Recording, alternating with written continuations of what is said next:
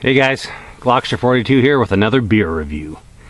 Out camping again. I got a little carried away this time. I got some different ones here. Let me just fix up the label on this one. That's better. Alright, so what do we got here? So starting left to right, if the blue label is English Bay Pale Ale by Granville Island Brewing, made in Vancouver. It's smooth, lightly hopped, crisp finish, very clean, smooth. It's a nice drinking beer. It's might be one of my new favorites. Out of 5, I'd probably give this one a 4.5 out of 5. Brewed in Vancouver by a microbrewery. I don't believe it's owned by one of the big guys, but there you go. Next one up is Sleeman's Draft. Same thing, lightly hopped Canadian beer. Very smooth, very mellow, very mild. Nice beer. It's a good summer beer. These two are really good summer beers. Kick them back, crack her open, and away you go. Now, next one up with the pinky red label is another Granville Island Brewing Company. This is called False Creek Raspberry Ale. Now, normally I'm not a big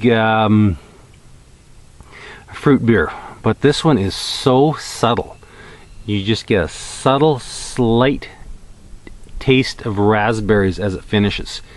It's super smooth, nicely hopped. Wow, it's really impressive. The fellow at the liquor store suggested I try it, and I took the challenge. It's only 4.5%, so it's the least alcohol of the four. They're all 5%ers, but probably this False Creek Raspberry Ale is one of my favorites right now. The English Bay Pale Ale is excellent. Rating the beers, well, let's finish up with Steam Whistle here. Steam Whistle is a Canadian premium Pilsner. I'm not even sure where it's brewed at. Let me check, guys. Excuse me. It's brewed in Toronto. It's an Eastern beer, and it's a Canadian lager. It's hopped. It's a little. Your first taste is kind of skunky. It's the hops aren't very smooth. Yeah, it is what it is. It's a Pilsner, but it's not a really smooth, clean Pilsner. Like I say, the first thing you hit your palate is when you take it is a heavy, skunky hops flavor, and it's okay. I've had a lot worse beers, but it certainly isn't my favorite. Probably better than the Dead Frog I had. So if I was going to rate these 5 beers, I'd probably have to put the 2 Granville Islands as a tie at a 4.5 out of 5. The Sleeman's Original Lager as a 4, and the Steam Whistle is probably going to score at about a 3.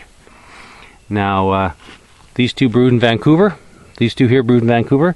This one is Sleeman's, which is another Ontario beer. It's actually owned by, I think it's owned by Sapporo, Japan. It's owned by the Japanese. And Steam Whistle, I believe they're an independent as well. Let's take a look here. Steam Whistle Brewing, the Roundhouse, Toronto, Ontario. Yep. So it is it seems to be an independent as well, which is nice. I prefer the independents.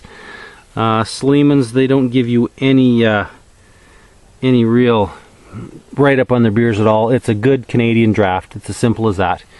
If you've ever seen the Sleeman's commercials, they're quite proud of the fact that they made the bulk of their money during the Prohibition, supplying Al Capone and the gin joints in Chicago with Canadian beer.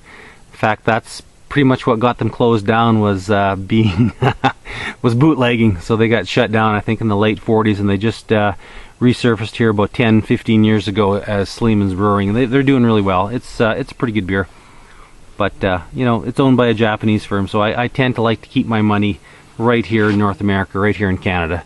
So there you have it, guys, another beer review by Glockster42. I hope you try some of these and you enjoy them as much as I have. Thanks for watching. Later, bye.